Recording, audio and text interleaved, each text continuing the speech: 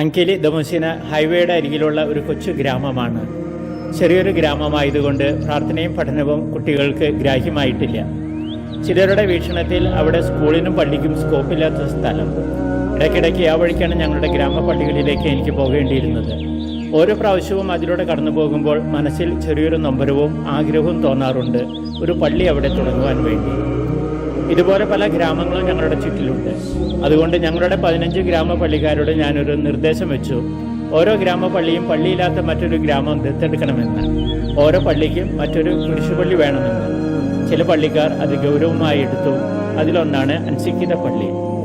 അൻസിക്കീത പള്ളിയുടെ കാറ്റക്കിസ്റ്റ് റക്കുത്തുവിൻ്റെ ഉത്സാഹത്തിലാണ് അവരുടെ നാട്ടിൽ വർഷങ്ങൾക്ക് മുൻപ് ഒരു പള്ളി ഉണ്ടായത്. അദ്ദേഹത്തിൻ്റെ കുടുംബം തന്നെ അങ്കിലി ദമുസിനയിലും പള്ളിയുണ്ടാകുവാൻ മുൻകൈ എടുത്തു. റക്കുത്തുവിൻ്റെ മകൻ വിക്ടർ അവിടെ പുതിയ കാറ്റക്കിസ്റ്റ് ആകുവാൻ സ്വയം മുന്നോട്ട് വന്നു.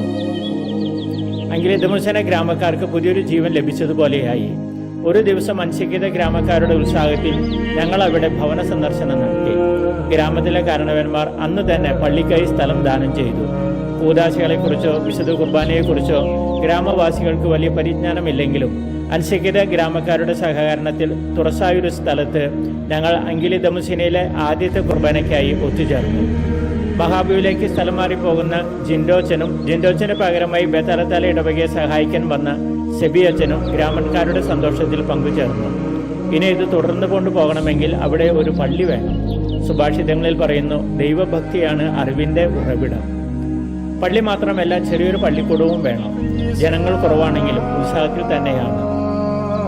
മുൻകൂട്ടി നിശ്ചയിച്ചതനുസരിച്ച് ഒരു ദിവസം ഞങ്ങൾ എല്ലാവരും ഒത്തുകൂടി പള്ളിക്കുള്ള സ്ഥലം വൃത്തിയാക്കി.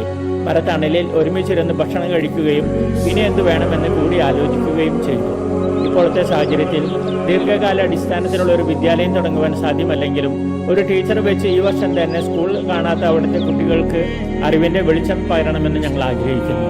സുഭാഷിതം 3-ാം അധ്യായത്തിൽ പറയുന്നു, ജ്ഞാനം നേടുന്നവനും അറിവ് ലഭിക്കുന്നവനും ഭാഗ്യവാനാണ്. എന്തെന്നാൽ അതുകൊണ്ടുള്ള നേട്ടം വെള്ളിയെയും സ്വർണത്തെയും ശ്രേഷ്ഠമാണ്. ജ്ഞാനത്തെ കണ്ടെത്തുന്നവൻ ജീവൻ കണ്ടെത്തുന്നു. മഡഗാസ്കറിൽ നിന്നും ഫാദർ ജോൺസൺ തളിയത്ത്.